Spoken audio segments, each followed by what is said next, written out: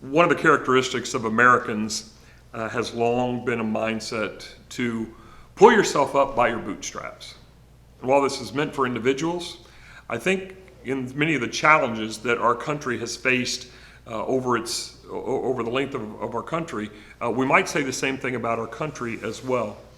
And the value of this idea is that it produces a sense of confidence, a sense of resilience even, and certainly allows us to overcome some challenges, particularly after one has been knocked down.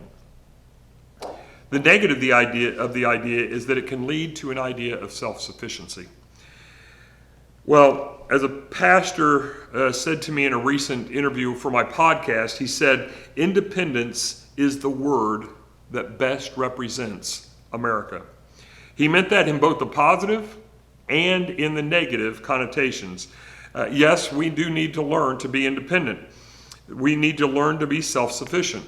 But we also need to ensure that we remain God-dependent and that we find our true sufficiency in Him. The idea of overlooking and even rejecting God is at the heart of Romans 1, verses 18 through 32. The people decide that they do not need God, and thus they exchange Him to worship the image of created beings in verse 23. They exchange His truth for a lie, verse 25, and exchange natural relations for unnatural ones in verses 26 and 27. Each one of these ideas relates to idolatry at some level. The last one certainly immorality as well, but at some level idolatry. Verses 21 and 22 show us that unrepentant sinners worship their ideals over God's. They think they're the wise ones. I'm going to worship what I believe, what I think. Their passions are mere lust for things that will not satisfy them, verses 24 and 25 tell us. And for things that ultimately cannot properly satisfy, verse 26 and 27. All of these things is idolatry, and with the last of these again being immoral. So this passage in this week focuses on two real truths. The truth that man is sinful and that God's wrath will be known by those who choose sin over faith.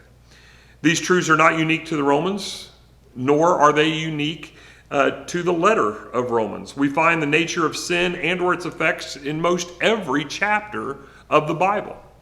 And you might have some thoughts going, what chapters might that be? You might say, well, the end of Revelation would be obvious. But I would say that they are evident there. In Revelation 21, it talks about the new heaven and the new earth, but it talks about God will wipe away their tears. Why would we be crying if we didn't know the effects of sin? At the end of Revelation 22, it says, come, Jesus, come, Lord, come quickly, Lord.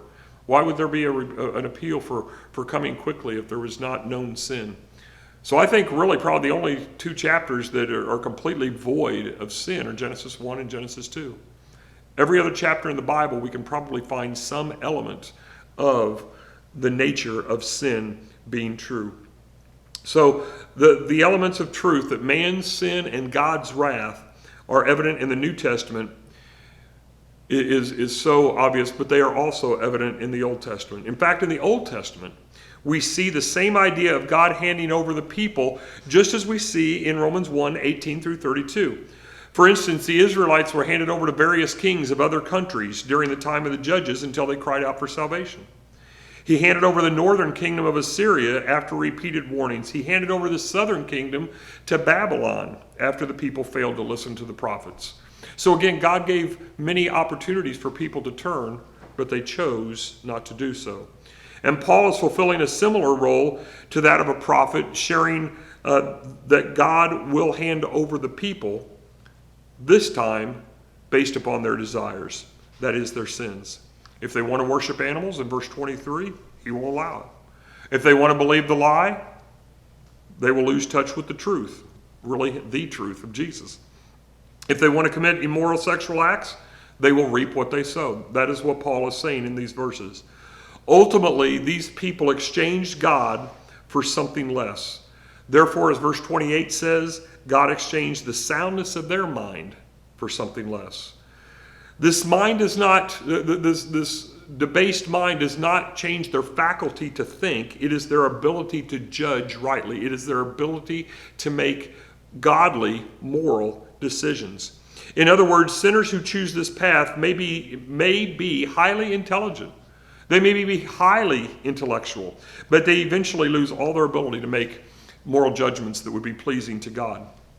But just like the Israelites in the book of Judges, and just like the exiles in captivity that are found later in the Old Testament, God can still hear the cries for delivery. Romans 1:16 does not just say that the gospel leads to salvation. It says the gospel is the power of salvation, the power of God for salvation to all who believe. Wherever the power of God is involved, the futility of man is not too far gone. So yes, we need to learn to be self-sufficient. But going too far will lead to the neglect of God and the worship of idols. We have the same opportunities and the same choices before us that the people in Paul's day had, the people in the Old Testament had, and throughout all of history have had as well. The question for us is the same as it was for them. Will we choose to worship God, or would we rather chase after idols?